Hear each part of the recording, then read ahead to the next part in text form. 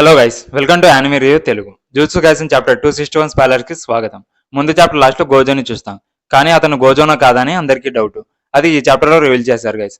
అతను ఎవరో తెలిస్తే మీరు కూడా షాక్ అవుతారు. ఖచ్చితంగా గోజో ఫ్యాన్ మాత్రం చాలా కోపంగా ఉంటారు. దానికంటే ముందు మా ఛానల్ కొత్తగా వచ్చినట్లయితే ప్లీజ్ సబ్స్క్రైబ్ మై ఛానల్. అలాగే please guys support my channel. అలా సపోర్ట్ చేస్తేనే కదా మాకు కూడా వీడియోస్ పెట్టాలని ఇంట్రెస్ట్ వస్తుంది.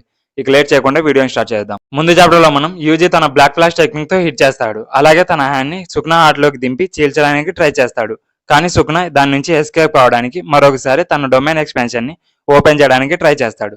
కానీ దూరంలో ఒక వ్యక్తిని చూస్తాడు. ఫస్ట్ సుఖ్నా ఆ మనిషిని గోజో అనుకుంటాడు. కానీ అతను నిజంగా అక్కడ ఉన్నాడని నమ్మడు. అది అసాధ్యమని అనుకుంటాడు. గోజో నుదుటిపైన కుట్లను చూసి సుఖ్నా తన ముందు ఉన్న మనిషిని ఎవరో తెలుసుకుంటాడు. అది ఎవరో కాదు, యూటా.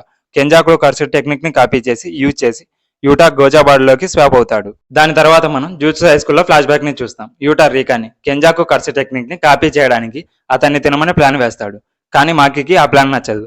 అయితే ఆకారి ఇది ఇంపార్టెంట్ టైంలోనే చేద్దామని అంటాడు. కాస్కాపే లిమిట్లెస్ కర్సర్ టెక్నిక్ ని కాపీ చేయగలమా అని అడుగుతాడు. కానీ షోకో లిమిట్లెస్ కర్సర్ టెక్నిక్ ని 6 ఐస్ లేకుండా యూజ్ చేయలేమని చెప్తుంది. దానికి కాస్కాబే అయితే 6 ఐస్ ను కాపీ చేయమని అడుగుతాడు. అప్పుడు షోకో 6 ఐస్ కర్సర్ టెక్నిక్ కాదు కాబట్టి దాన్ని కాపీ చేయడం అసాధ్యమని చెప్తుంది. యూటా 5 మినిట్స్ మాత్రమే లిమిట్లెస్ కర్సర్ టెక్నిక్ ని యూజ్ చేస్తాడు కదా, దాని తర్వాత యూటాకి ఏమవుతుంది అని మాకి అడుగుతుంది.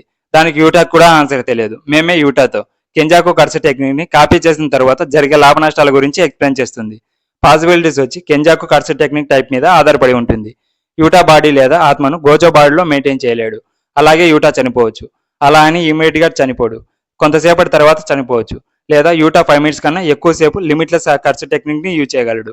యూటా గోజో బాడీలోకి వెళ్ళిన తర్వాత యూటా తన కర్సర్ టెక్నిక్ ని కోల్పోవచ్చు. లేదా గోజో బాడీలోనే శాశ్వతంగా స్టక్ అయిపోవచ్చు అని చెప్తుంది. దాని తర్వాత యూటా తన ఓన్ డొమైన్ ఎక్స్పాన్షన్ లో సుఖ్నాతో ఫైట్ చేస్తాను, కానీ గెలవకపోతే గోజో బాడీలోకి వెళ్తానని అంటాడు. దానికి కాస్కాబే అది మంచి ప్లాన్ లాగా అనిపిస్తుందని అంటాడు. అప్పుడు యూటా వాళ్ళు హిస్టరీలోనే స్ట్రాంగెస్ట్ సోర్స్ అయిన సుఖ్నాతో ఫైట్ చేస్తున్నారు, కాబట్టి వాళ్ళ హ్యుమానిటీని వదిలేసి ఫైట్ లో గెలిస్తే బాగుంటుందని అంటాడు. వాళ్ళందరూ బాధ్యతను ఎలా మాస్టర్ అయిన గోజో సాన్సే మీద పెట్టారో, గోజో చనిపోయాక నేను ఆ బాధ్యతను తీసుకుని మాస్టర్ అవుతాను అని యూటా అంటాడు. ఇద్దరు కాసేపు సుగువార వారసుడైన యూటా గురించి మాట్లాడుకుంటారు. యూటా గోజో కంటే మంచి ఫ్యామిలీలో జన్మించాడని, కాబట్టి యూటా ఆ అడ్వాంటేజ్ ని తీసుకోవాలని చెప్తాడు. గోజో ఈ ప్లాన్ ని యాక్సెప్ట్ చేయడం చూస్తాము.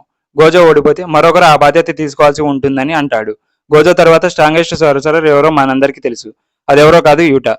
యూటా మీద సర్జరీ చేసి గోజో బాడీని తీసుకుంటాడు. దాని తర్వాత ప్రజెంట్లోకి వస్తాము. అక్కడ సుఖ్నా యూటా మధ్య ఒక ఇంటెన్స్ ఫైట్ ని చూస్తాము. ఇక చాప్టర్ 8 లో సుఖ్నా మల్వరన్ ని అలాగే యూటా వచ్చి గోజోస్ ఇన్ఫినిట్ వైడ్ ని ఇద్దరు డొమైన్ ఎక్స్పాన్షన్ ని యాక్టివేట్ చేస్తారు. ఈ వీడియో అయితే ఇంతే గైస్. నేను చెప్పింది ఓన్లీ స్పాయిలర్సే గైస్. నెక్స్ట్ చాప్టర్ అయితే ఇంకో రేంజ్ లో అయితే ఉండబోతుంది. ఈ వీడియోలో నేను ఏమన్నా తప్పుగా చెప్పింటే సారీ గైస్. ఈ వీడియో మీకు నచ్చినట్లయితే please subscribe my channel. Next వీడియోలో మరిన్ని యానిమే కవర్లతో మళ్ళీ కలుద్దాం. Until then by.